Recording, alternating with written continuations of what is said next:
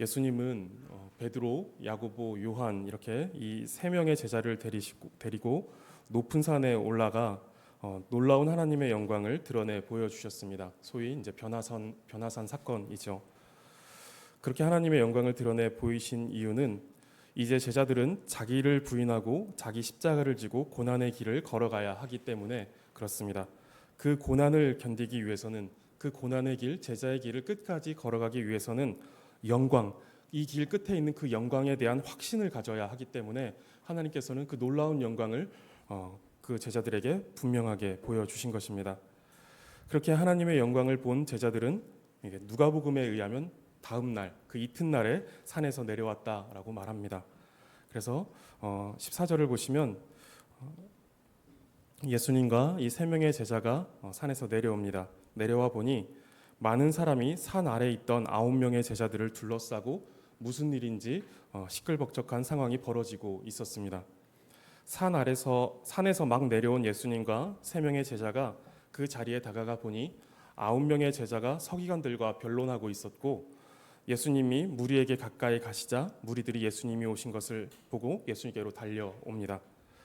16절에 예수님은 산 아래에서 벌어지고 있는 이 상황을 보시면서 너희가 무엇을 그들과 변론하느냐라고 물으십니다. 제자들은 그 질문에 아무도 대답을 하지 않습니다. 18절 후반절에 보시면 산 아래에 있던 9명의 제자들은 귀신 들린 그 아이에게서 귀신을 쫓아내지 못하고 있었던 것으로 보입니다. 그리고 그 제자들의 무능력을 지켜보던 서기관들이 그 제자들의 무능력과 관련하여서 어째서 예수의 제자라는 자들이 이렇게 무능력하냐라며 비난과 야유를 쏟아부었을 것으로 보입니다. 14절을 보시면 서기관들이 그들과 더불어 변론하고 있더라라고 하는 말씀이 있는데, 더불어라는 표현은 무엇을 향하여라고 하는 표현입니다. 그러니까 제자들을 향하여, 그 9명의 제자들을 향하여서 이야기하고 있는 것이죠.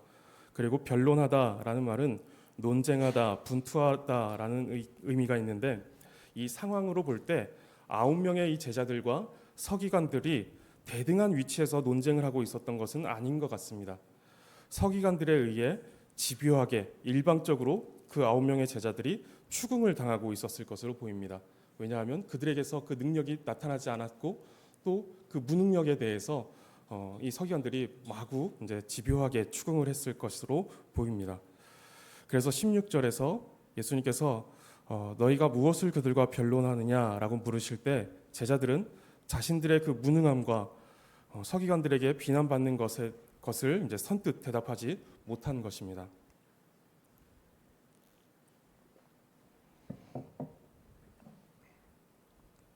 지난밤 예수님과 세 명의 제자들은 산 위에서 말할 수 없는 하나님의 그 영광을 보았습니다.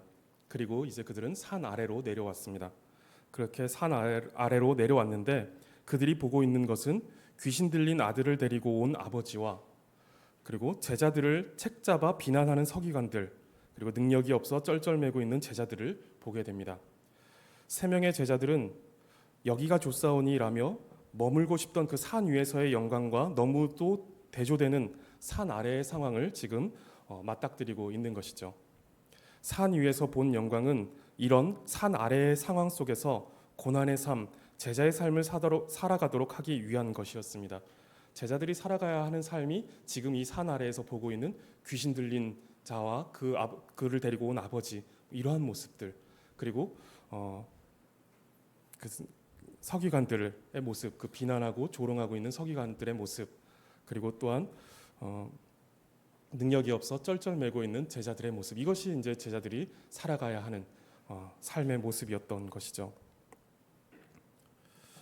제자들이 무엇을 변론하느냐라고 했을 때 대답을 하지 못하고 있는 그때 잠시 정적이 흘렀을지 모르겠는데 잠시의 어떤 정적 후 무리 가운데서 한 사람이 이제 대답을 합니다. 제자가 대답하는 것이 아니라 무리 가운데 한 사람이 대답을 하는데, 그런데 예수님의 질문에 대한 직접적인 대답은 아니었습니다. 그 상황이 벌어진 중요한 원인이 되는 일이었습니다. 17절을 보시면 무리 중에 하나가 대답하되 선생님, 말 못하게 귀신 들린 내 아들을 선생님께 데려왔나이다 라고 말합니다. 예수님과 세 명의 제자가 산에 올라가 있는 사이에 한 사람이 귀신 들린 아들을 데리고 예수님을 만나고자 제자들을 찾아온 것입니다. 그런데 예수님은 그 자리에 계시지 않았고 그냥 돌아갈 수 없었던 그 사람은 제자들에게 이 귀신을 쫓아내 달라라고 요청하였습니다. 그 요청에 제자들은 자신들이 그 일을 해결해 보고자 했던 것으로 보입니다. 무슨 자신감인가 싶겠지만 제자들이 예수님이 계시지 않는데도 자신들이 귀신을 쫓아보고자 했던 것은 그저 그렇게 무모한 행동만은 아니었습니다.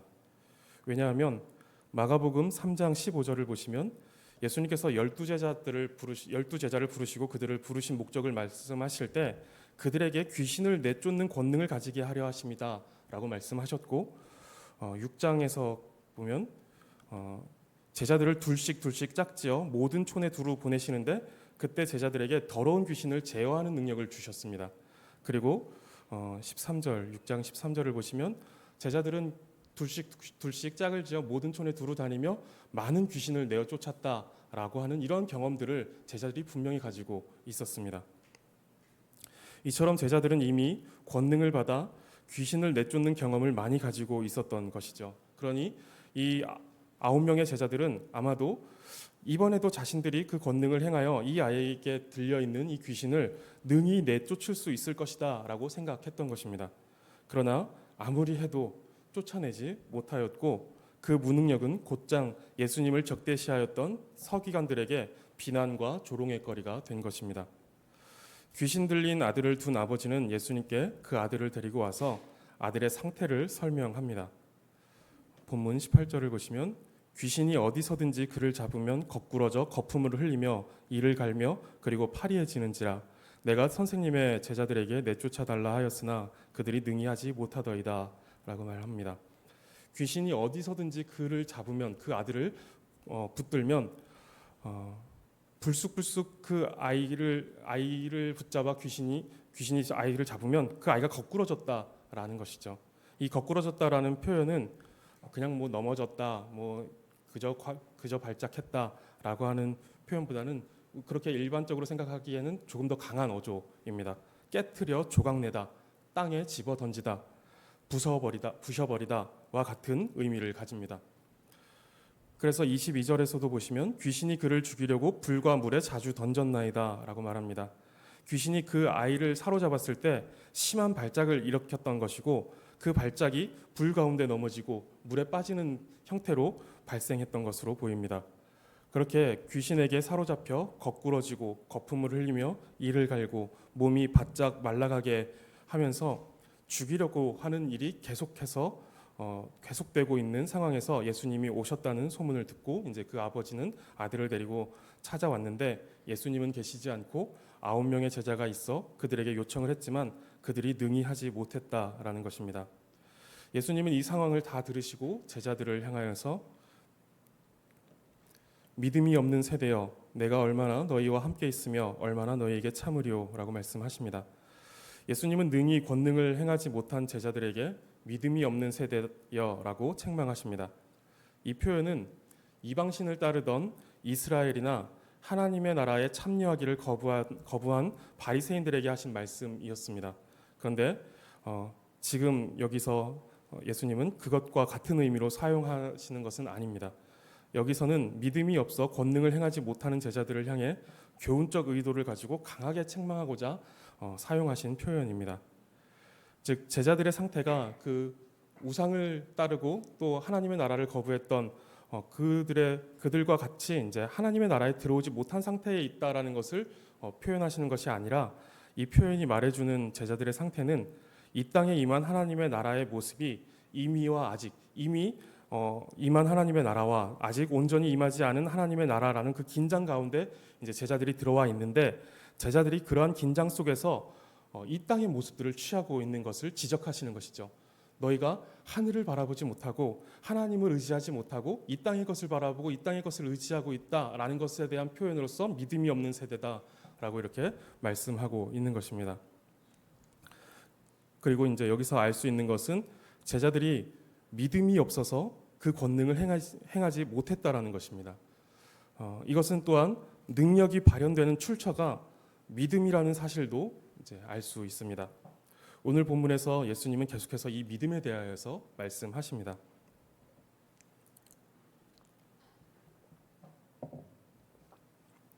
본문을 계속 보시면 예수님께서 그 귀신 들린 아들을 데리고 오라고 말씀하십니다. 그리고 20절에 이에 데리고 오니 귀신이 예수를 보고 곧 그 아이로 심히 경련을 일으키게 하는지라 그가 땅에 엎드러져 구르며 거품을 흘리더라 라고 말씀합니다. 우리가 지금 보고 있는 개역개정 성경에서는 귀신이 예수를 보고 라고 번역을 하는데 원문을 보면 보다라는 단어가 남성 단수 분사로 사용되어 있습니다. 헬라어에는 이제 성별이 이제 단어마다 붙습니다.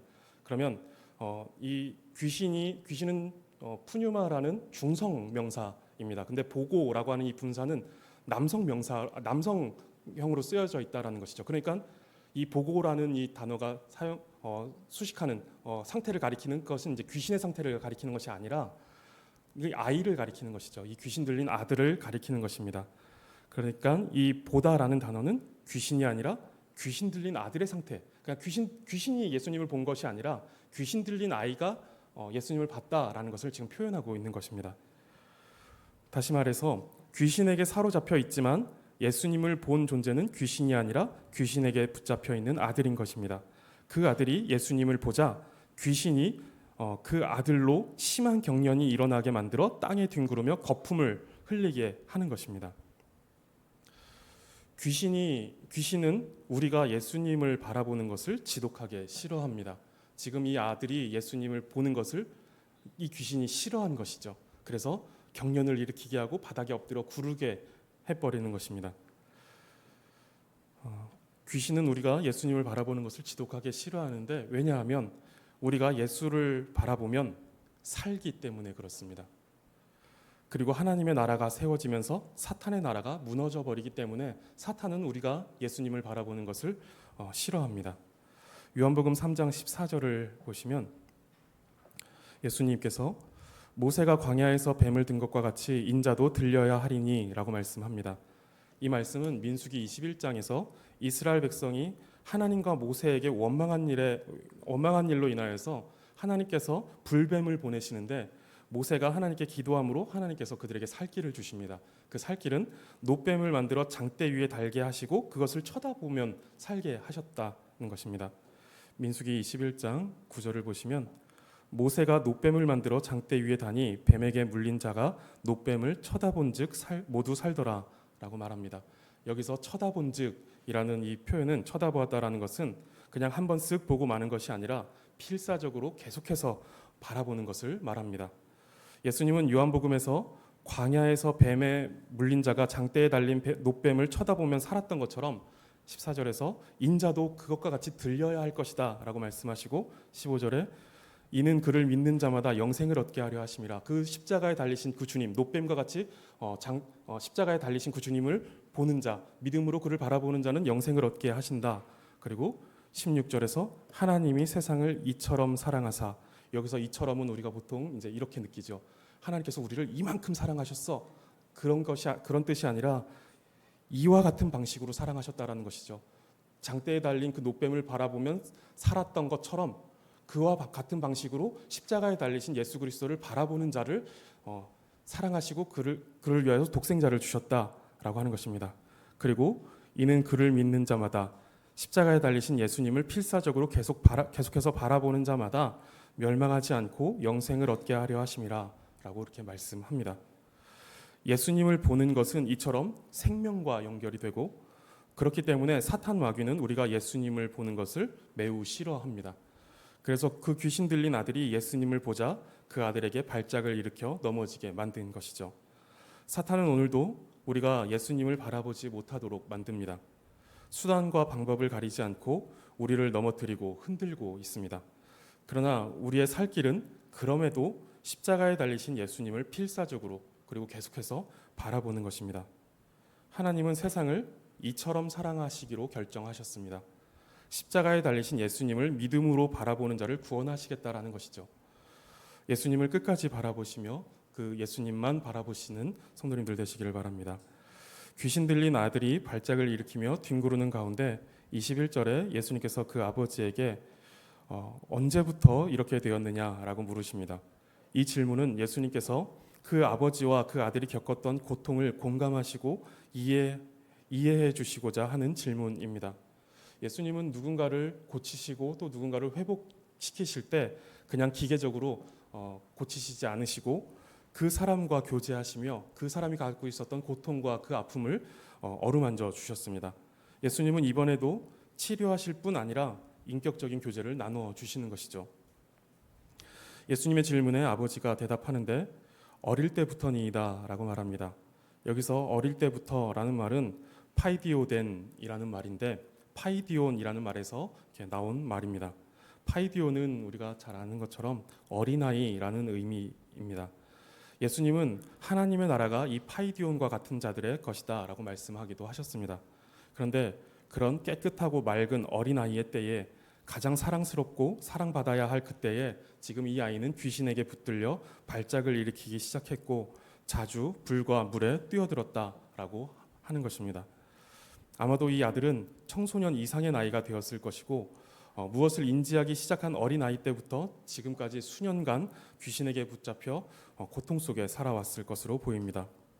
귀신에게 사로잡힌 이 아이는 어려서부터 자주 불에 뛰어들었고 물에 뛰어드는 일들이 반복되었고 귀신이 그를 잡아 땅에 내동댕이 치는 일들로 머리를 부딪히며 경련도 일으키고 거품도 물었던 것으로 보입니다. 그래서 이 아이의 몸은 온통 상처투성이었을 것으로 보입니다. 불에 데이고 땅에 부딪히며 상할 대로 상해 있었을 것입니다. 우리 자식들의 몸에 조금만 상처가 나도 마음이 아픈데 온몸이 상처투성이가 돼버린 아들을 바라볼 때 얼마나 가슴이 아팠을까요? 이렇게 보낸 수년간의 세월이 그 부모에게나 아들에게나 끔찍한 지옥이었을 것 같습니다. 근데 지금 예수님께서 언제부터 이렇게 되었느냐, 그러니까 너의 고통이 지금 얼마나 되었느냐라고 물으시면서 그의 아픔, 그의 고통을 지금 공감해주고 계신 것입니다. 그리고 22절에서 이 아버지의 간구가 이어지는데 조금 이상하게 말을 합니다. 그러나 무엇을 하실 수 있거든 우리를 불쌍히 여기사 도와주옵소서.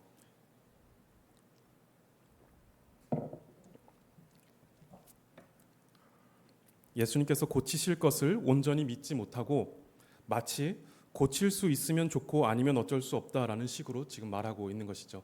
무엇을 하실 수 있거든 한번 우리를 불쌍히 여겨 주시고 아들을 고쳐봐 달라라고 이렇게 말하고 있는 것이죠. 아마도 이 아버지는 9명의 제자가 능히 고치지 못하는 모습을 보면서 믿음이 약해진 것으로 보입니다. 그러자 예수님께서 그의 믿음 없음을 반문하십니다. 할 수 있거든이 무슨 말이냐? 믿는 자에게는 능히 하지 못할 일이 없느니라. 아이의 아버지는 예수님의 능력을 무엇을 하실 수 있거든이라는 말로 제안하였으나 예수님은 능히 하지 못할 일이 없느니라. 원문에서는 이제 모든 것이 가능하다라고 하는 말씀으로 무한한 신적 능력을 가지고 계심을 그에게 말씀하십니다. 단 능히 하지 못할 일이 없다라는 것에는 조건이 있는데 믿는 자에게 그렇다라는 것입니다. 믿는 자에게는 능치 못할 일이 없다, 능히 하지 못할 일이 없다라는 것입니다. 그리고 이 믿는 자라고 하는 이 표현에 함의된 내용은 하나님의 뜻에 합당한 상황이어야 한다라는 것입니다. 그냥 믿는 자라고 할 때는 하나님의 뜻을 가진 자라는 것이 이제 그 믿는 자의 의미의 함의에 있다라는 것이죠. 그저 될 줄로 믿습니다 라고 하는 적극적 사고방식이나 긍정적 사고방식이 아니라는 것이죠. 자기 욕구와 욕심에 대한 적극성을 고양시키는 것을 마치 믿는 것으로 생각해서는 안 된다라는 것입니다. 그리고 그런 사람을 믿는 자라고 이렇게 하지 않습니다. 예전에 교회에서 이제 환부의 손을 얹고 나을 줄 믿고 기도하라라고 하시면서 매주 아픈 곳에 손을 얹고 기도를 했던 기억이 있습니다. 그러면서 믿는 자에게는 능력이 나타난다고 하니까 어떻게든 믿어보고 싶은데 어떻게 믿는 건지 모르니 온갖 적극적이고 긍정적인 사고로 머릿속을 채워보곤 했던 것 같습니다. 나을 줄 믿어야지, 난 믿어, 난 믿는 거야 하면서 이제 나를 다독이는 것을 했던 것 같습니다. 믿는 자에게는 능히 하지 못할 일이 없느니라 라는 말씀이 이런 것을 가리켜 말씀하는 것일까요? 환부에 손을 얹고 기도했을 때 고침 받으면 좋겠는데 솔직히 그런 일이 별로 없습니다. 그리고 그렇게 낫지 않으면 그러면 믿음이 없는 자가 되는 것은 또 아니겠죠. 저에게 믿음이 없어서 그랬는지 모르겠지만 저에게는 그런 식으로 하나님의 능력이 경험되지는 않았습니다. 우리는 더 높은 수준에서 믿음을 생각해야 합니다. 병고침을 위해서 기도하지 말라는 것이 아니라 거기에만 머물러 있지 말고 더 크고 영원하신 목적 안에서 생각해야 한다는 것입니다. 믿는 자에게 능치 못함이 없을 것이다 라고 하니까 믿는 자는 병을 고칠 것이다. 믿는 자는 나의 삶을 형통하게 만들 수 있을 것이다. 이런 식으로 생각하지 말자라는 거예요. 이런 그 믿는 자가 가지고 있는 그 능력, 하나님께서 그에게 주시는 이 능력을 요 정도 수준에서 우리가 이해하고 받아들이지 말자라는 것입니다. 훨씬 더 크고 영원하신 목적이 있다라는 것을 우리는 그 속에서 생각해야 합니다. 본문을 볼 때에도 그저 귀신을 쫓아내고 병을 고치고 소원을 이루는 것을 생각하지 말고 더 넓은 시야에서 생각해야 합니다. 지금 이 상황은 산 위에서 영광을 보고 내려와 그들이 제자로 살아가야 할 세상을 보고 있는 것입니다. 그리고 그 상황에서 예수님은 믿음을 강조하고자 하시는 것이죠. 제자들의 일이 그저 귀신 하나 내쫓는 일들로 끝나버리는 일이 아니라는 것이죠. 우리는 이것을 생각해야 하는 것입니다. 예수님이 지금 믿음이라는 것을 제자들에게 가르치고 계시는데 그 믿음이 무엇일까? 그 믿음으로 능히 할 수 있는 일이 무엇인가? 그 능력이 무엇을 향하여서 무엇을 목적으로 주어지고 있는가라는 것을 우리는 생각해 봐야 한다는 것입니다. 하나님은 더 높고 위대하신 계획 속에서 일하십니다. 우리는 하나님과 하나님의 일에 대하여 더 크게 볼 수 있어야 합니다. 우리의 신앙은 당장 현실의 고통과 어려움을 넘어서기 위한 것이 아닙니다. 더 크고 영원한 목적을 담고 있습니다. 그 크고 영원하신 하나님의 목적 안에서 그 수준에서 오늘의 현실을 생각해야 합니다. 기도했더니 병이 나았어. 근데 했더니 병이 낫지 않을 수도 있어요. 무엇이 하나님의 능력을 나타내는 것인지는 병을 고치지 못했는 상황에서도 하나님의 능력은 나타날 수 있다라는 것입니다. 병을 고치지 못했으니 너는 믿음이 부족한 거야 라고 말할 수 없는 것이다라는 것이죠. 이런 생각을 이제 우리가 벗어버리자라는 거예요. 믿음으로 병을 고치지 못했어도 하나님의 능력이 그 속에서 나타날 수 있다라는 것을, 더 크신 하나님의 목적과 계획이 있을 것이다라는 것을 우리는 볼 수 있어야 한다라는 것입니다. 하나님은 능히 우리의 소원을 들어주실 능력이 있으십니다. 뭐든지 다 하실 수 있으시죠. 그러나 하나님은 우리의 아버지이시고 우리를 너무도 사랑하시기 때문에 우리의 욕심과 욕망이 반영된 기도에 그대로 응답하지 않으십니다. 하나님의 크고 영원하신 지혜 속에서 하나님의 그 뭐든지 할 수 있는 전능하신 그 능력을 스스로 통제하십니다. 요한복음 15장 7절을 보시면 너희가 내 안에 거하고 내 말이 너희 안에 거하면 무엇이든지 원하는 대로 구하라 그리하면 이루리라 라고 이제 말씀하십니다. 이 말씀과 같이 무엇이든지 원하는 대로 구하면 그대로 이루어질 것이다. 즉 모든 것이 가능하다라고 말씀하십니다. 그런데 그 전제로 너희가 내 안에 거하고 내 말이 너희 안에 거하면 이라고 말씀하십니다. 모든 것이 가능한데 그 전제로 아까 본문에서는 믿음이 그 전제였는데 지금 여기서는 너희가 내 안에 거하고 내 말이 너희 안에 거하면 이라고 말씀하는 것입니다. 이것이 믿음이고 이것이 믿는 자의 상태다라고 말하는 것이죠. 그리스도와의 연합, 그리고 교회에 나와 예배드리는 것이 아니라 우리의 생각, 우리의 가치, 우리가 추구하는 바가 하나님의 말씀과 일치하고 그분의 말씀을 사랑하여 주야로 그 말씀을 묵상하고 힘써서 그 말씀을 따라 사는 것, 이것이 믿는 자의 상태다라는 것입니다. 그러한 믿음을 가진 자에게는 모든 것이 가능하다라는 것이죠. 능치 못할 일이 없는 것입니다. 가난하면 가난한 데 처할 줄 알고 부하면 부한 데 처할 줄 아는 것이고 병들면 병든 데 처할 줄 알고 건강하면 건강한 데 처할 줄 아는 것입니다. 가난한 자가 가난을 극복하는 것보다 더 큰 능력은 가난한 자가 그 가난한 데서 좌절하지 않고 하나님의 영광을 위하여 사는 것입니다. 이것이 더 큰 능력이라는 것이죠. 그리고 부한 자가 부한 데서 겸손하게 하나님과 이웃을 사랑하는 것이 정말 큰 능력입니다. 믿는 자에게는 모든 것이 가능하게 하는 능력이 있는데 그 능력은 단순히 가난을 극복하게 하고 또 병을 고치는 능력이 아니라 어떤 상황 속에서도 하나님의 영광을 위하여 살 수 있는 것입니다. 그가 살아가는 모든 곳에서 사탄의 나라를 멸망시키고 멸하게 만들고 하나님의 나라를 세워가는 능력을 가지고 살아가는 힘을 가진 그 능력을 믿는 자가 가지고 있다라는 것입니다. 믿는 자에게는 능치 못함이 없다라는 말씀을 그저 내 소원을 이루기 위한 강렬한 열망에 적용하는 것은 온 우주를 창조하시고 다스리시는 전능하신 그 창조주의 능력 앞에서 구하기에는 너무 아쉬운 간구이고 너무 아쉬운 적용입니다. 온 우주 만물을 창조하신 그 하나님 앞에 그저 구할 수 있다라고 하는 것이, 그 능력을 경험한다라고 하는 것이 병 하나 고치는 것이다, 귀신 하나 내쫓는 것이다 라고 한다면 너무 아쉬운 간구가 된다라는 것이죠. 우리는 하나님 앞에 더 큰 것을 바랄 수 있어야 하고 하나님은 우리에게 더 큰 능력을 주시고 계시다라는 사실을 우리는 알아야 한다는 것이죠. 왜냐하면 하나님은 그저 한 사람 고칠 만한 능력을 가지고 계신 분이 아니라 온 우주 만물을 다스리시고 창조하신 전능하신 능력을 가지신 분이시다라는 것이죠.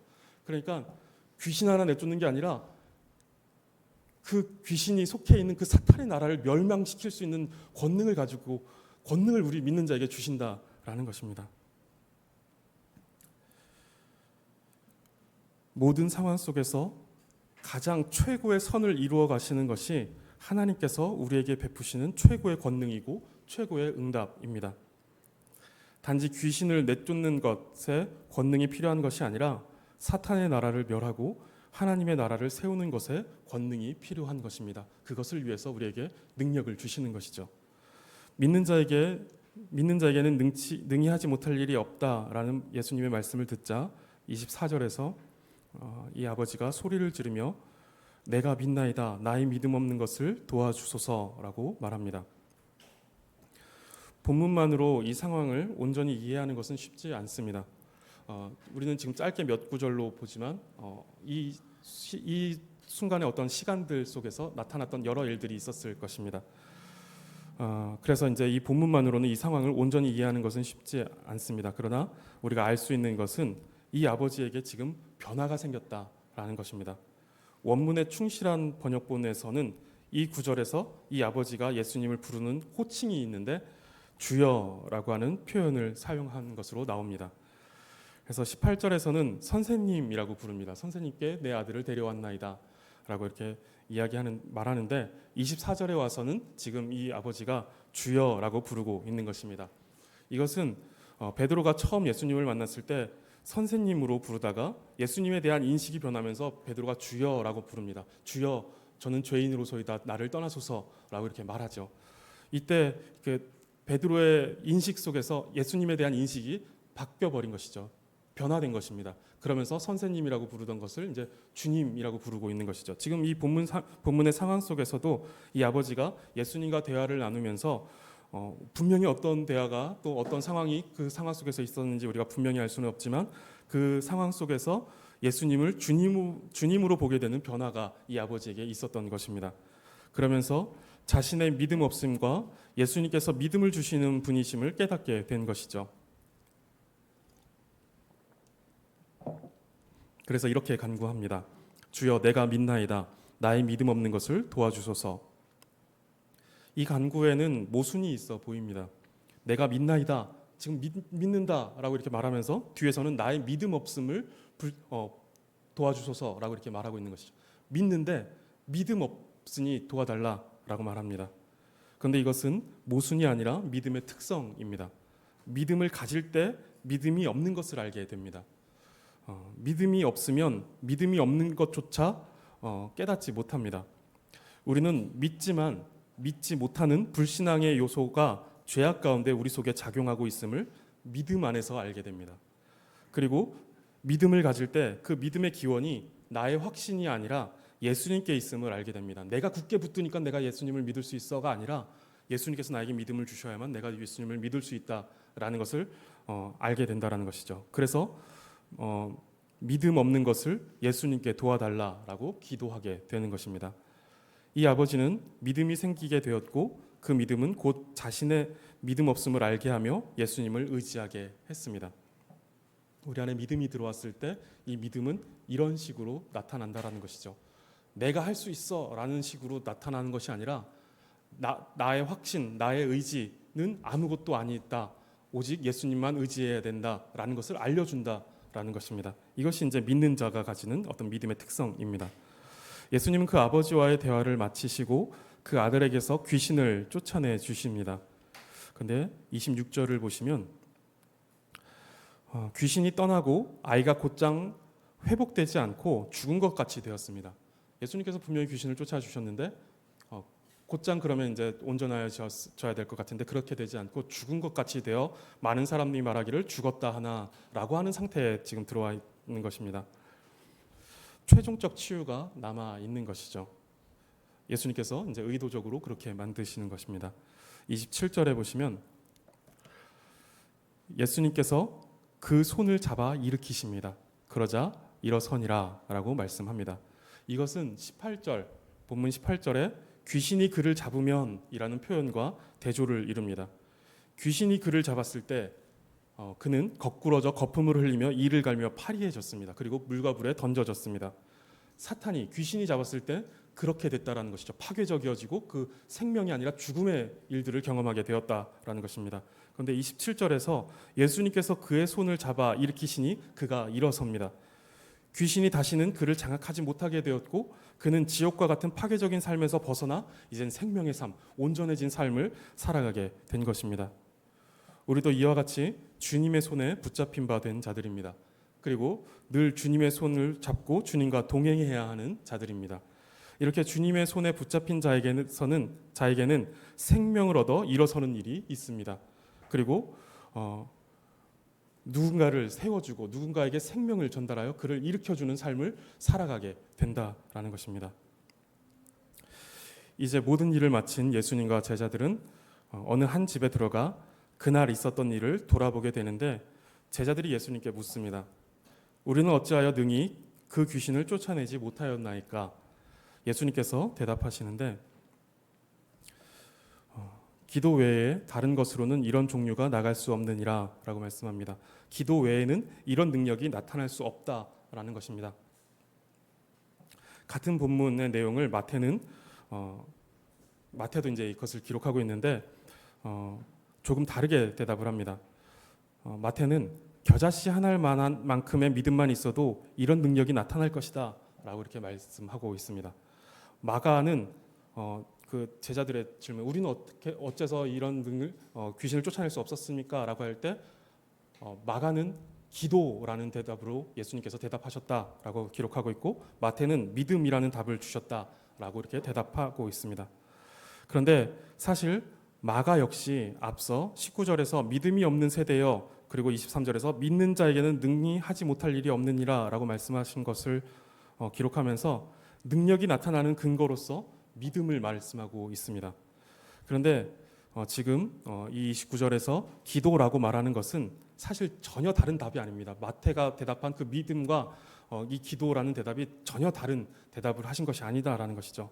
기도는 신실한 믿음의 표현입니다. 기도는 나는 아무런 힘과 능력이 없고 오직 하나님을 의지할 수밖에 없습니다 라고 하는 자기 부인, 자기 절망, 자기 파멸의 표현입니다. 기도 외에는 하나님을 철저히 의지하지 않고는 아무것도 할 수 없는 존재입니다 라고 하는 일종의 신앙 고백이 기도라는 것이죠. 나는 아무 힘이 없습니다. 하나님만 의지할 수밖에 없습니다 라고 하는 이 믿음의 표현, 이 신앙 고백이 기도라는 것입니다. 제자들의 실패는 귀신 들린 아이 앞에서 자신들의 경험을 의지하였을 뿐 믿음의 기도로 하나님을 바라지 않았던 것에 있었습니다. 제자들에게 주어진 권세는 그들의 소유물이 아니라 주어진 것입니다. 그렇기에 기도를 통해 그 권세의 주인이 되시는 하나님께 계속해서 구해야 했던 것이죠. 그 권세가 그들에게 주어졌다고 그들의 것이 되어진 그들의 소유물이 되어버린 것이 아니다라는 거예요. 계속해서 하나님을 통해서 주어져야 하는 것이다라는 것입니다. 그렇게 기도를 통해서 하나님께 구해야 하는 것이고 그렇게 해서 하나님께서 주실 때 비로소 그 권세가 그들을 통해 수행되는 것입니다. 본문에서 귀신 들린 아들에게서 귀신을 쫓아내신 것은 귀신을 쫓고자 하는 아버지의 강한 열망이나 소원으로 된 것이 아닙니다. 그리고 이것을 말씀하시고자 하신 것도 아닙니다. 본문이 말하고자 하는 것이 이제 그냥 그것이 아니라는 것이죠. 믿음으로 사는 자의 삶에서 하나님은 사탄의 나라를 멸하시고 하나님의 나라를 세우시는 능력을 나타내실 것입니다. 믿는 자는 귀신을 내쫓고 병을 고치며 죄를 이기는 것으로 표현되는 하나님의 나라의 도래를 능히 감당할 수 있다는 것입니다. 지금 성경에서 귀신을 내쫓고 병을 고치고 죄를 이기는 이것은 하나님의 나라가 임하였다라고 하는 구약의 어떤 예언에 대한 성취, 예수님께서 오심으로 그것이 성취되었다, 하나님의 나라가 도래하고 있다라는 것을 표현하는 것이죠. 근데 그것이 나타내고 있는 것은 하나님의 나라가 오고 있다라는 것을 표현하고 있는 것입니다. 그렇기 때문에 이러한 능력으로서 수행해야 하는 것은 지금도 똑같이 그때와 같이 귀신을 쫓아내고 병을 고치고 하는 일들이 아니다라는 거예요. 그것은 그 당시 예수님께서 오심으로 나타나는 일이었고, 이전에도 말씀드렸지만 사도행전 그리고 그 신약성경의 뒷부분으로 갈수록 이런 능력 나타나는 것은 계속 줄어듭니다. 이것은 예수님께서 오셔서 하시는 일들이었다라는 것이죠. 지금 우리가 이 주께서 우리에게 주시는 그 믿음의 능력으로 수행해야 하는 일들은 귀신을 쫓고 병을 고치는 이런 일들이 아니라 하나님의 나라를 세워가는 일들이다라고 하는 것입니다. 그래서 귀신을 쫓아내지 못해도, 병을 고치지 못해도 하나님의 나라를 이루어가는 그 능력을 우리가 가지고 있다라는 것을 알고 하나님의 나라를 세워가는 일들에 우리가 힘써야 한다라는 것입니다. 그리고 이러한 능력은 오직 하나님만 의지하는 믿음의 기도를 통해 나타난다라는 것을 말씀하는 것이죠. 제자의 삶, 제자가 가야 하는 고난의 길, 제자의 길, 이것은 이러한 능력을 나타내는 삶이라는 것입니다. 이러한 능력을 나타내는 길이다, 하나님의 나라를 세워나가는 길이다라고 하는 것이고, 그때에 그 능력을 나타내는 일들은 기도를 통해 나타난다라고 하는 것입니다.